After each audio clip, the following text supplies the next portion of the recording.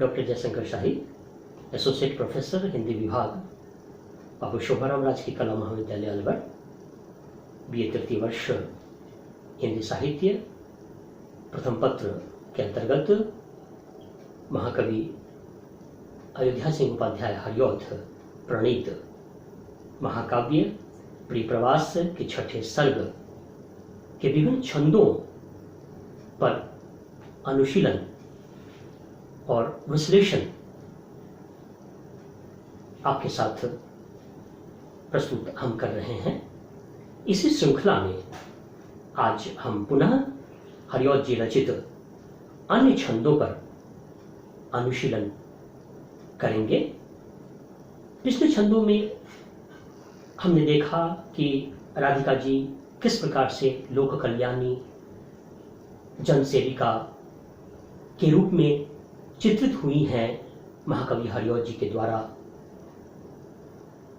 राधिका जी का व्यक्तित्व इतना विराट है, इतना उदात्त है, इतना अप्रतिम है कि वे माधव की चिंता के साथ साथ श्रमिक जनों की चिंता करती हैं, भ्रमर भ्रमरियों की चिंता करती हैं, पंछियों के शावकों की चिंता करती हैं, कृषक ललना, कृषक वधुओं की चिंता करती हैं, कृषक कन्या की चिंता करती हैं। यह कितना विराट, कितना उदात्त व्यक्तित्व का निरूपण हरिऔध जी ने किया है राधिका जी का। यह आधुनिक संवेदना है, द्विदियोगीन रचना है और उस समय सर्वहारा की विचारधारा का प्रतिपादन किया जा रहा था। सर्वहारा जिसे कार्ल मार्क्स ने प्रोलेटारिएट कहा, तो राधिका जी यहाँ किसानों की चिंता कर रही हैं, राधिका जी यहाँ श्रमिकों की चिंता कर रही हैं। यह एक आधुनिक संवेदना है और इस महाकाव्य का जो महत्व है यह इसलिए भी और बढ़ जाता है कि यह आधुनिक संवेदना से संपृक्त महाकाव्य है, जहां किसान विमर्श की झलक हमें मिलती है, श्रमिक विमर्श का प्रतिबिंब हमें मिलता है, कृषक ललना के प्रति सहानुभूति हमें मिलती है। तो राधिका जी किसानों की भी चिंता कर रही हैं, साथ साथ ललना की चिंता कर रही हैं, स्त्रियों की चिंता कर रही हैं, वधु की चिंता कर रही हैं। तो जैसा कि पिछले कालांश में हमने आपसे चर्चा की थी कि हरिऔध जी का यह कृषक विमर्श है, ठीक उसी प्रकार से हरिऔध जी के इस काव्य में कृषक विमर्श भी है, स्त्री विमर्श भी है, श्रमिकों के बारे में भी विमर्श के बीज, विमर्श के तत्व हम यहाँ देखते हैं। इस कविता की महानता इसी बात में है। अन्य छंद पर हम चलते हैं कि राधिका जी किस प्रकार से पवन को दूतिका बनाकर गोकुल से मथुरा प्रेषित कर रही हैं माधव के पास, श्री कृष्ण के पास, और ग्राम जीवन का पूरा चित्रण हुआ है, उद्यानों का चित्रण हुआ है, वनकुंज लताओं का चित्रण हुआ है। अब पवन जब मथुरा नगर में प्रविष्ट होएगी, उसके बाद मथुरा नगर की क्या स्थिति होगी, कल्पना के माध्यम से राधिका जी पवन को वह संदेश देती हैं। आगे की पंक्तियों को देखें, आगे के छंद के अनुशीलन से पाठ का वाचन होगा, साथ साथ भावार्थ और उसका विश्लेषण साथ साथ चलता रहेगा। पंक्ति, तू पावेगी वर नगर में एक भूखंड न्यारा, शोभा देते अमित जिसमें राज प्रासाद होंगे, उद्यानों में परम सूक्ष्मा है जहां संचिता सी छीने लेते सरवर, जहां वज्र की स्वच्छता है। छंद संख्या 55 है, मंदाक्रांता छंद।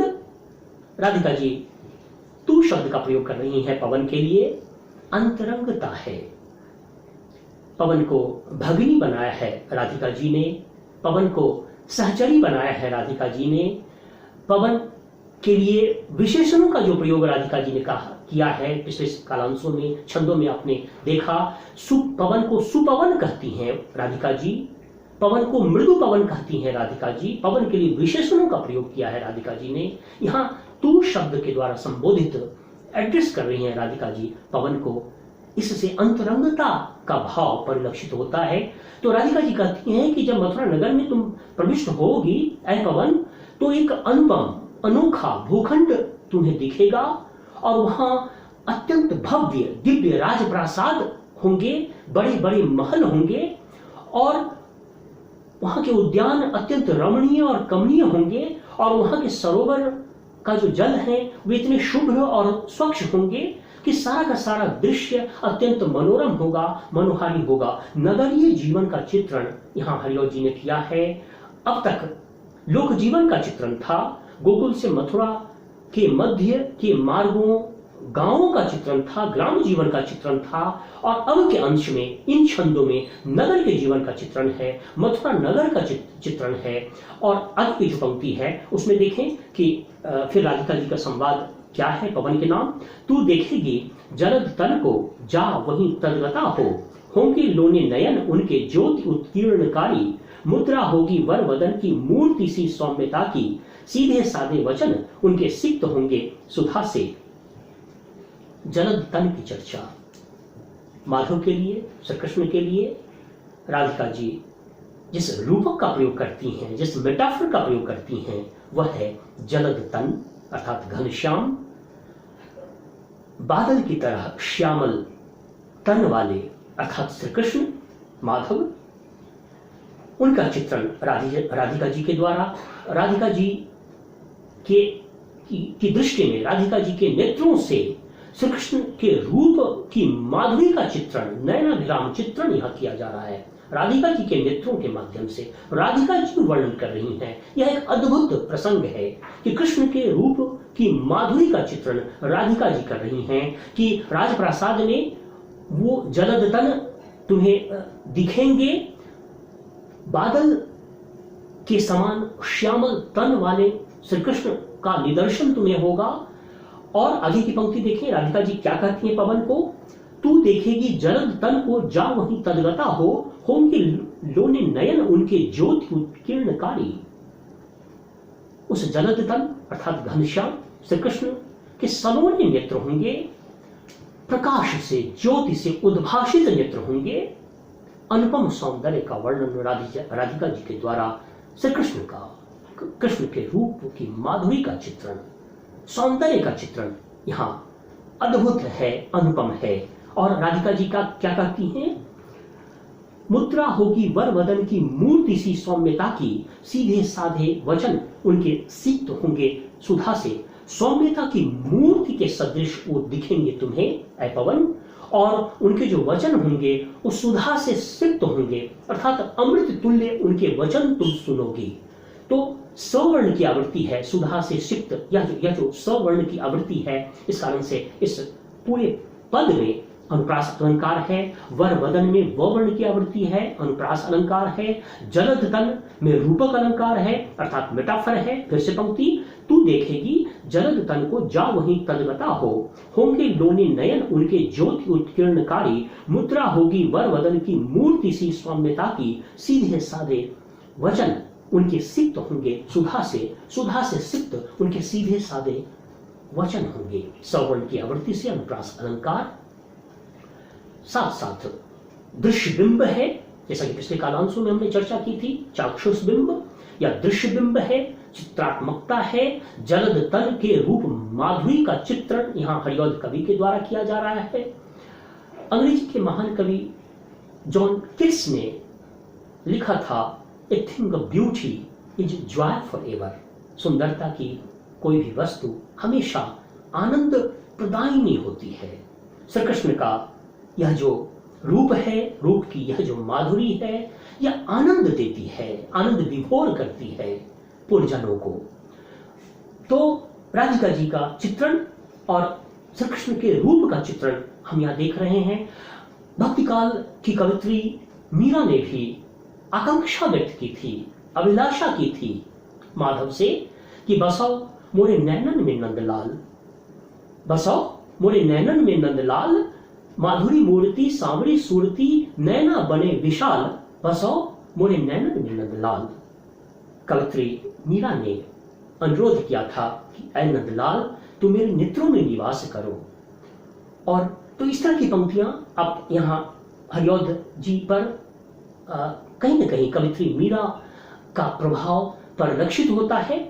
और आगे की पंक्ति देखते हैं, फिर से थोड़ा सा आवृत्ति करते हुए, तू देखेगी जलद तन को जा वहीं तदगता होंगे लोने नयन उनके ज्योति उत्कीर्णकारी, मुद्रा होगी वरवदन की, मूर्ति सी सौम्यता की, सीधे साधे वचन उनके सिक्त होंगे सुधा से। आगे की पंक्ति, नीले फूले कमल दल सी गात की श्यामता है, पीला प्यारा वसन कटी में पहनते हैं फवीला, छूटी काली अलग मुख की कांति को है बढ़ाती, सद वस्त्रों में नवल तन की फूटती सी प्रभा है।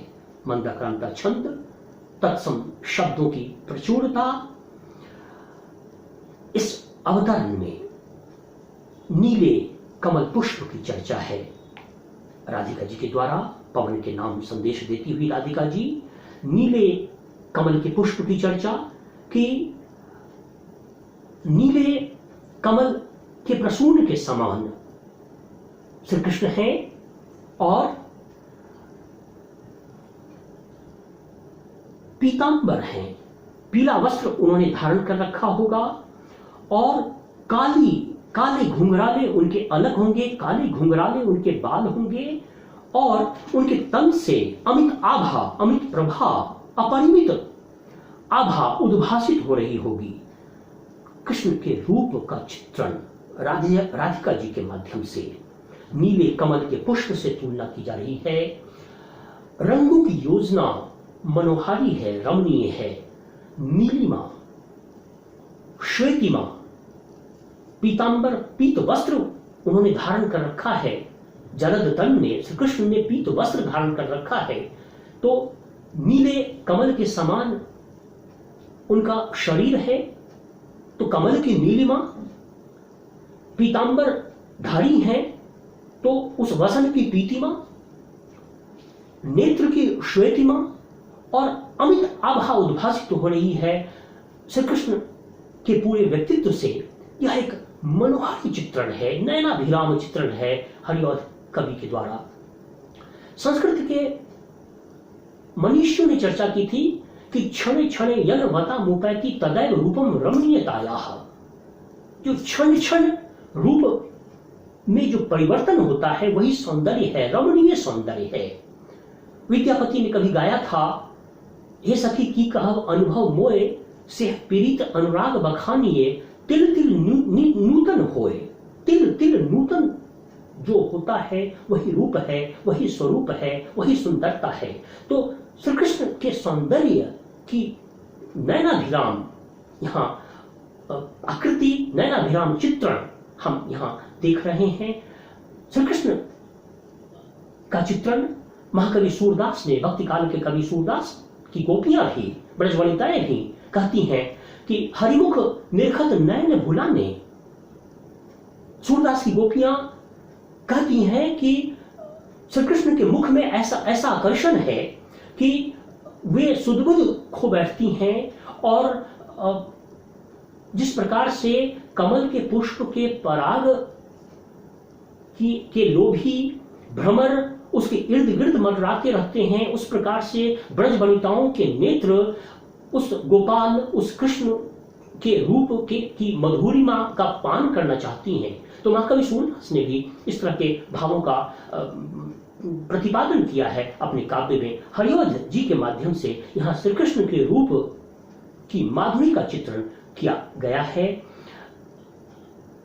अभी इस छंद के अनुशीलन के साथ ही मैं अपनी बात को विराम देना चाहूंगा।